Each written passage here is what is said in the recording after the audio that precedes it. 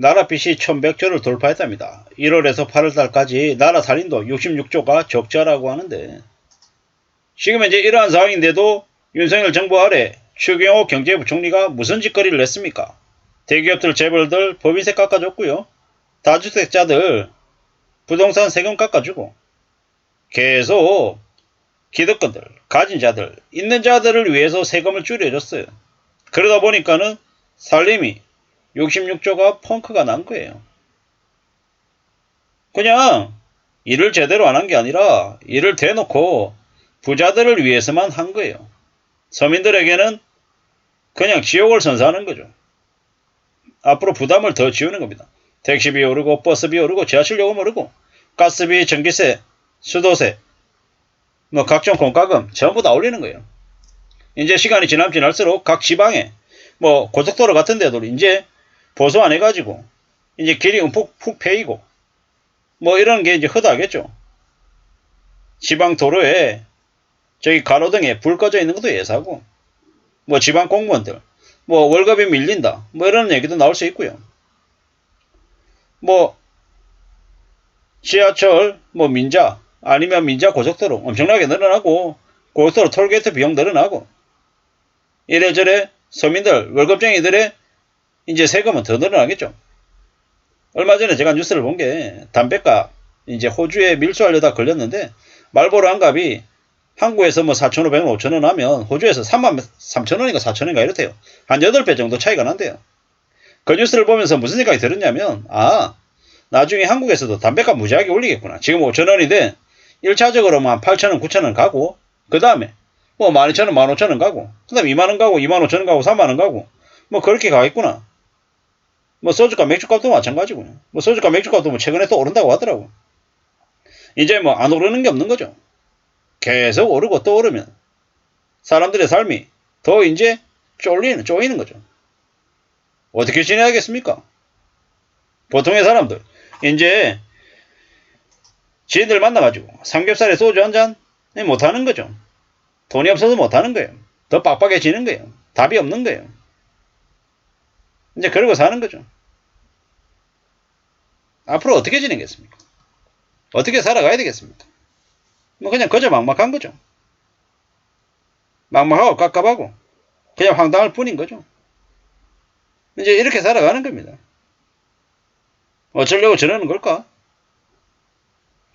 뭐 기득권들 그네들은 자기네들은 여유가 있는 거죠. 해먹을 거고 배명행 저지르고 정관예우 이런 것들로 수십억 수백억을 챙길 수 있기 때문에 눈 하나 깜짝 안 하는 거죠.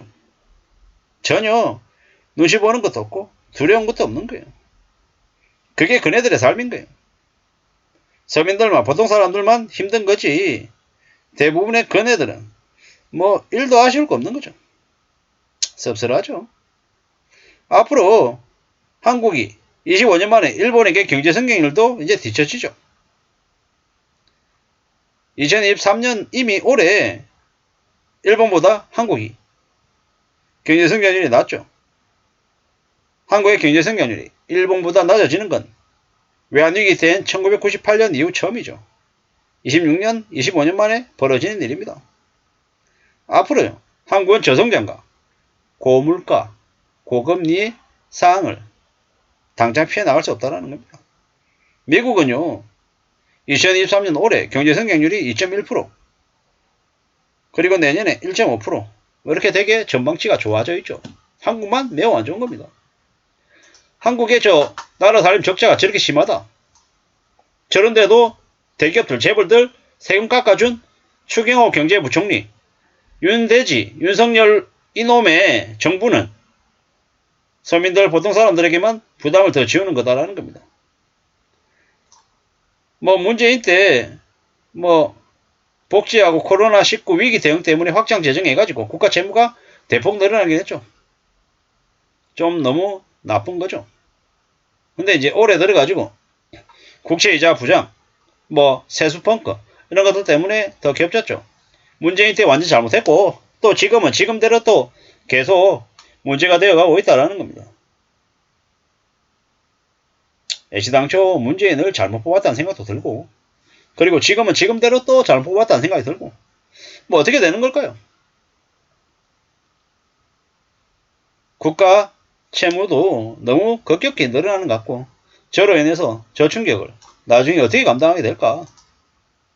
뭐 여러 가지 이유가 있었겠지만 지금도 민주당 이재명 대표는 자꾸 정세를 통해 가지고 복지나 아니면 재원 마련해 가지고 저소득층들 어려운 사람들 지원해 줘야 된다라고 얘기하는데 지금 과연 그럴 수 있는 그런 상황인가 여건인가 라는 고민이 드는 것도 사실입니다. 윤석열도 마음에 안 들지만 이재명의 정책도 그렇다고 그다지 뭐 동의하는 바도 아니라는 겁니다. 앞으로 이제 정부 부채도 너무 많이 높아졌고 또 나라 살림의 세수펑크가 너무 심하다. 뭐 사실상 지금 정부가 제대로 된 관리 재정을 안 챙기고 있다, 못 챙기고 있다라고 봐야 되는 거죠. 어처구니가 없죠. 앞으로 두고 봐야 됩니다. 점점 더 이제 빚은 늘어나고 인구 감소, 고령화 때문에 세금 수는 줄어들고 세수는 줄어들고 이제 월급쟁이들의 세금 부담은 더 커지고 이 어처구니가 없는 거죠. 2024년 총선을 앞두고 정치권들의 포퓰리즘이 한국의 경제를 더 악화시킬 거다라는 우려도 많습니다. 부작용이 더 많을 거다라는 거죠. 앞으로 한국에 사는 많은 사람들은 더욱더 숨죽이고 지켜보고 더 조심하면서 살아야 됩니다. 그것 말고는 답이 없다라는 겁니다. 함부로 너무 큰 기대를 하면 안 되겠습니다. 앞으로 많은 충격들이 벌어진다. 엄청난 이제 쓰나미가 닥친다. 라고 봐야 되겠습니다. 너무 쉽게, 너무 만만하게 생각하면 안 된다라는 거죠. 우리가 살아가는 삶이 얼마나 힘든데, 얼마나 어려운데, 쉽고 만만하게 생각해서는 되겠습니까? 지금은 빚을 정말 무서워하고 두려워해야 되고, 앞으로 어떻게 살아야 되지? 라는 그런 고민으로, 각오로 삶을 대비해야 됩니다. 지금은 빚지면 끝장나는 거죠. 지금 이제 정부 재정 이제 없죠. 정부가 뭐 지원해줘가지고 뭐 해줄 수 있는 게 없다라는 겁니다. 그러면요. 개개인들은 어떤 식으로든 돈을 꼭 쥐고 절대로 내놔서는 안 되는 겁니다. 그래야 삶을 지킬 수 있습니다. 지금은 너무도 힘들고 너무도 막막하고 너무도 어려운 지경에 놓여 있다. 그래서 어떻게든 살아낼 공리를 해야 된다. 라는 이야기를 드리고 싶습니다. 어떻게든 견뎌야 됩니다. 뭐 이제 제3차 세계대전이 터질지도 모른다는 이야기도 나올 정도로 많이 무섭습니다. 이스라엘 전쟁의 여파가 앞으로 한 두세 달 뒤쯤에나 우리 실물 경제에 영향을 미친다고도 하는데요. 정신 바짝 차리고 살아가야 될 것 같습니다. 이상입니다.